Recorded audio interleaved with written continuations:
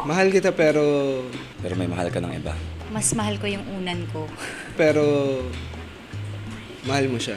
Pinipilit kong lumaban para sa ating dalawa. Kaso, Break muna kasi gutom na ako. Ako lang yung lumalaban.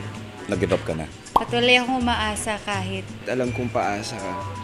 Feeling ko wala ng pag-asa. pagod na ako. Hindi kita iiwan kahit masakit na dahil Dahil mahal na mahal kita. Dahil mahal kita. alam kong worth it. Bibigyan kita ng second chance. Basta libre mo ako.